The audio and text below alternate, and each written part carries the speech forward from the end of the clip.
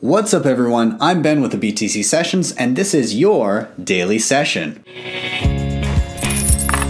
Hodl the Bitcoin. Before we dive into the news, I just want to do a couple things here. First off, be sure to head over to my website, btcsessions.ca. There you can book an appointment with me and learn about Bitcoin, wallets, proper security, or really anything you want to learn about. And you can just do that by reaching out on the fields down below. I have a little contact list thing down at the bottom of the page. Beyond that, I also want to do a second shout out to the company I work for, Bull Bitcoin, and this is an on and off ramp for Bitcoin users specifically within Canada. We're doing some alpha testing right now. So right now when you go to sign up on the actual site, you're required to have a referral code. So if you'd like to test it out and help us out with some testing, then please reach out to me personally via Twitter or via my website, and I'd be happy to send you over a reference code so that you can play around with the platform. But with that said, let's dive into the news. So there's been a lot of fun stuff with Jack Dorsey, the CEO of Twitter. Turns out he is a big Bitcoin fan, and not only that, but he's a Bitcoin only fan. He's not into the alts. So people have been asking him on Twitter, hey, what cryptocurrencies do you have? He said, I only have Bitcoin. And when asked why, he stated that Bitcoin is resilient, Bitcoin is principled, Bitcoin is native to internet ideals, and it's a great brand. Now, there were some other fun tweets that I really enjoyed.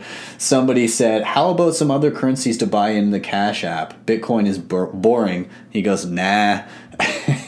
And then another, somebody said, buy Ethereum, and he just replied with a straight up no. So there's been a lot of other fun things. Somebody said something about Bitcoin Cash. Maybe he's actually talking about Bitcoin Cash, and he responded with a big hell no. But a lot of great stuff. Also, he jumped on something called where is it here? There we go. The Bitcoin Lightning Network Torch experiment, which was started by somebody on Twitter here. I'm going to bring him up. His name on Twitter is HODLNOT. By the way, you should probably follow him. Great guy, sharing lots of stuff. And he came up with the idea with this lightning torch. Essentially, he started with a small amount of Satoshis on the Lightning Network and passed it from person to person to see how long the chain would go. And each time it would grow by, I believe, 10,000 Satoshis. So it's been going for quite some time. It's gone through a lot of different people. Andreas Antonopoulos, you have a ton of others jumping in. And most recently, Jack, CEO of Twitter, joined in and actually did a Lightning transaction as well. He ended up passing it to Elizabeth Stark, who is working on Lightning development. So now those two are going to be on the Stefan Livera podcast talking about Bitcoin and Lightning Network, which is incredible. So really happy to see all of this stuff popping up. Yeah, you can see that. There you go. There's the original tweet. Cool example of hashtag Bitcoin Twitter. Notice that he used Bitcoin Twitter, not crypto Twitter. Experimenting on Lightning Network. Torch received, now passing along to Starkness, who is Elizabeth Stark. So really, really cool to see. Lots of fun stuff going on. And again, here's a little bit of chat about about how he's not super into the altcoins. Also, they're trying to pass the torch to Elon Musk, but if it doesn't get passed to him and he doesn't take up the opportunity, then Samson Mao from Blockstream will be more than happy to jump in, and you can see all of the places around the globe that it's been so far. I will have links to this article down below. And I just have one other thing that I like to talk about here, and that is something that I saw coming out of Abra just recently. So this is going to allow you, the Abra app, by the way, allows you to invest in various cryptocurrencies via their app. And a lot of them are pegged to Bitcoin. I believe you can now withdraw Litecoin. There's a whole bunch of different cryptocurrencies and fiat currencies available through the app, and you can trade independently. Some of them you cannot actually withdraw. It would just be pegged to your Bitcoin value, and you would withdraw in Bitcoin or, I believe now, Litecoin or your local currency.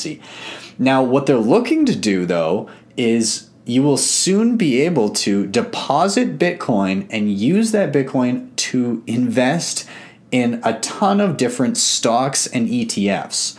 And this is global. So anywhere in the world you could go on, you could deposit your Bitcoin and have access to the stock market, which is crazy seeing this kind of stuff integrated. This wouldn't have even been a pipe dream back just a couple of years ago, but things like this popping up are very, very interesting to me, and I did sign up for early access, so when I get access to it, I will be sure to do a video and do a quick kind of review on what's available here. But let me know what you think about both these stories about Jack jumping in and voicing what a Bitcoin maximalist he is. What about the Abra app? Have you tried it out already? Do you like it? Do you not like it? And what do you think about the idea of being able to invest in stocks using Bitcoin as your I guess, your trading pair with it?